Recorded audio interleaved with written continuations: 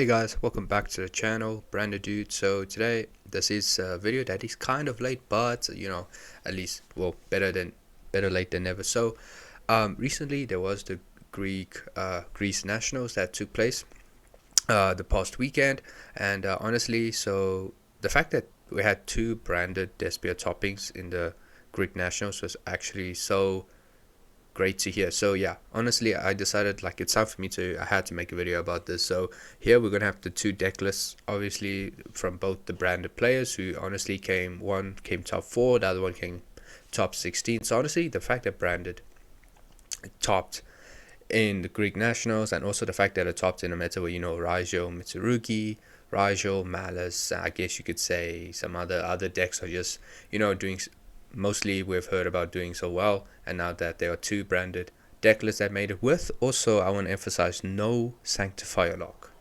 No sanctifier lock, guys. So the fact that we have branded topping is amazing. So yeah, we are obviously gonna just go over the deck list here, see what they played, and honestly, it was so amazing to hear this. So here we have Visalis, I think its name, or Vasilis. I'm not sure. Sorry if I butchered his name. Vasilis. He's decklist. He's running a 50 card build here. So I think this is going to be like a pretty standard branded build in terms of the main deck, side deck, and extra deck is a little bit different. So here we can see he's running obviously the 3 Albaz, the 3 Alubas, 1 Tragedy, no ad libitum. Yeah, I guess no need for ad libitum. Honestly, ad libitum is not really a card you have to run. It can be a brick in your hand, but if you love the effect of ad lib when it's used as fusion material just to reborn Merjade, that's pretty good as well. But the thing is, ad lib, I would say it's not a must play in branded, because ad lib, the only use for ad lib is honestly to reborn a fusion, and the best fusion to reborn is Merjade, because it's technically not like it's not a hard once per turn, it's a soft once per turn, so that's the only real use of it. All your other fusions here in the extra deck, they're all just hard once per turn. So yeah, if you don't need to play Adlib, that's cool, no need for it. So yeah, he is playing the 2 Quems, 2 Cartesias here. He is playing 1 kit for the Recycler, 3 Albion the Shrouded, pretty standard, something we've seen recently in branded, playing 3 Albion the Shrouded instead of 1 this time. Bestial package, he's playing the 1 Bestial Lubellion, and also the 3 copies of the Serenia, and he's also playing as a hand trap the Mochami Forlos. The other branded deck list, the top 16, he was also running the Perelia in the main deck, but I guess this Vasilis, he is running the Lure package in the place of the Perelia, just for this draw power. So yeah, he is playing the double Mercury, I guess, as he did mention in the video, for that exact reason, because he's running the Allure of Darkness. So yeah, and then he's also running the 3 Fusion Deployment, the 3 Thrust, 1 Talent, 1 Brand Fusion, the Coldby, 3 High Spirits.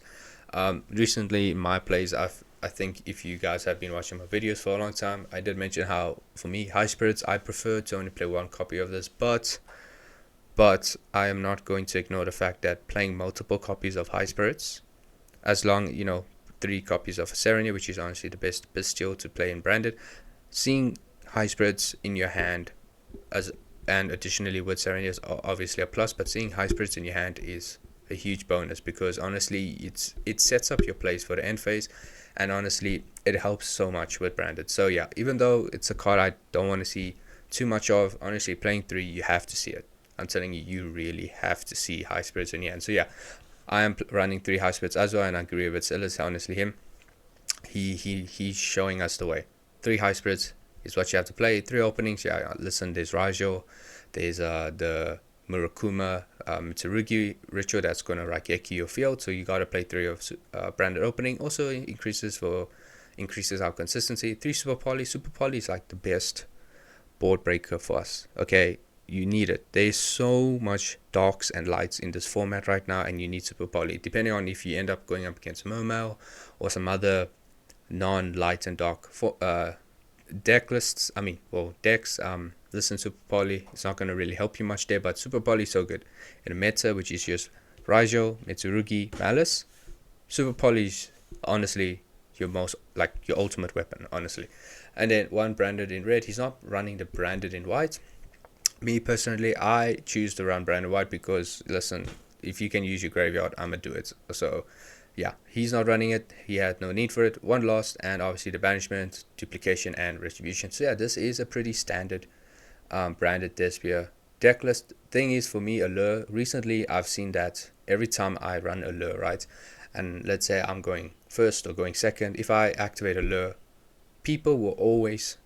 There's a good chance they will always ash it, right? And honestly, it's just so infuriating when I ash allure, because sometimes I just need to draw two, and also I just need to end up either banishing. Most probably, I will have a tragedy or Mercury in my hand, and if the ashes, I'm like sitting there thinking, that's just so crap. So yeah, honestly, for me, allure, I decided sure he's running allure package, which is good. Like getting a draw two is so good. Even if you go allure, you draw two, banish, and then on resolution they end up drawing you, it's totally fine. At least you got that draw two. Honestly, just having more cards in your hand helps so much when you're playing branded. So yeah, that is the main deck for me. In my deck list, I was considering running the Mochami Perulias in this place of Allure of Darkness instead. Just because you never know if you're going up against Raijo itself. You never know if you're going up against a deck that just summons a lot from hand. So just having either Forlos or Perulia could help. Sure, Perulia is not really good because it's an aqua monster. You can't really use high spirits as well with Perulia like you would with Forlos. But people, I think because of Malice, people are always ashing Allure of Darkness, and I don't think I want to sit through that. But I don't know. I might change my deck list. But yeah, pretty cool deck list. It's crazy. I'm surprised. No Brandon White here. No Adlib. I'm not saying Adlib is a must play. If you don't want to play it, that's totally cool. It's fine. The only thing is when tragedy goes off, you only have either Luba or Quem as Despia names to search for. But yeah, this is a pretty standard deck list. And then in the extra deck, you'll see obviously it's one Mergate. I think my one Mergate has now become sort of the norm now. Playing two is fine. Totally cool. Like if you have access to two, that's totally good. But one is more than enough. Is Kashitira Unicorn a card that's seeing a lot of play right now? I don't think so. So you can really go around running just one Mergate, the one Lubellion, and two Albions, the Runbrim and Titaniclad. That is pretty standard.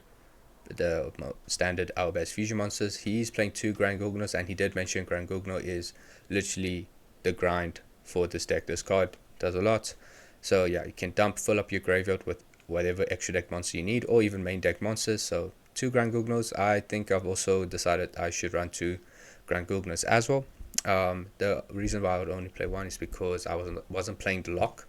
So if I was playing the lock, I would have run two Grand Gugnos just to make it easier to get the DDD Vice-King Requiem or the Idol into grave. You have quite increased chance of doing that. But yeah, playing two Grand Gugnos, I think I will start doing that as well. It's pretty good. Honestly, sometimes when I was playing one, I felt like throughout later in the games, I felt like if I had a second Grand Gugno, would have another target for Cartesia to fusion into. So maybe we'll run two Grand Gugnos. But with Grand Gugno, he's also running Chaos Starsos. That is sort of the card that does a lot, that destroys cards on your opponent's side of the field. This is so much easier to make.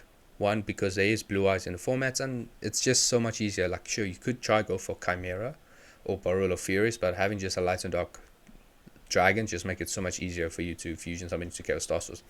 So yeah, one Chaos Starsos is not running the Chimera or Barul of Furies, because I guess this is all you really need, but he is running for the Despia, well, the Grand Gugno tagouts, he has running Quiritus and Proskinion. This is a Greek. Proskinion can't come up. If you're going up against Raijo Mitsurugi and you have a Despia monster and Super Poly, you can easily make Proskinion, and Proskinion can steal or banish your opponent's Raijo Detonator in the graveyard. So yeah, totally agree with this. This should be played as well. Obviously, there is the Dragon Lord negate monster. That is, yeah, honestly, I don't see a reason why you shouldn't run this if you can pull this off when you're going first, or even, I guess, going second, but it's best when you're going first. You can force out a lot of cards from your opponent unless they just hit you with droplet, and that's just sad.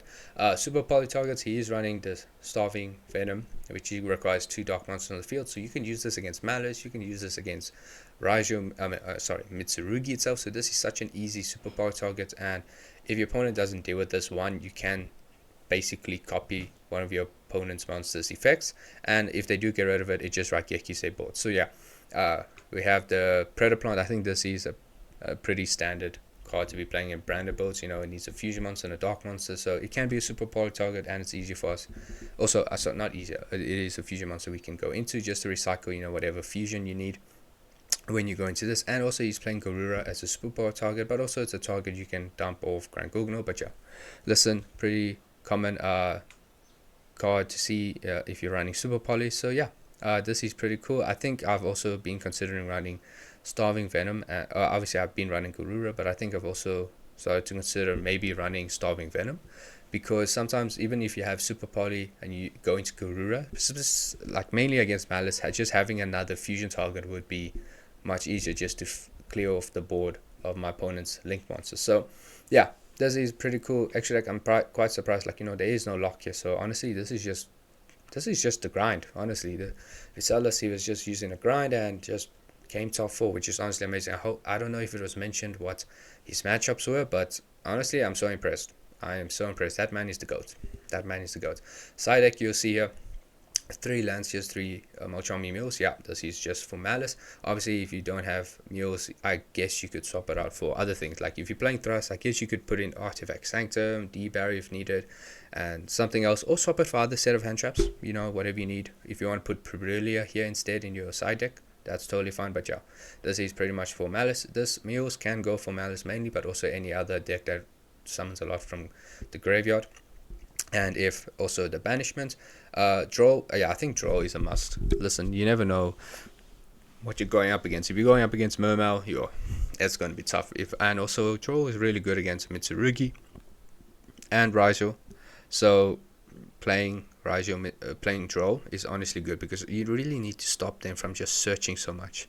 It really gives them so much follow up, and just, I don't know, it's just going to be difficult for you. So draw, I totally agree. I don't know if you want to main deck this, but it's fine in the side deck as well.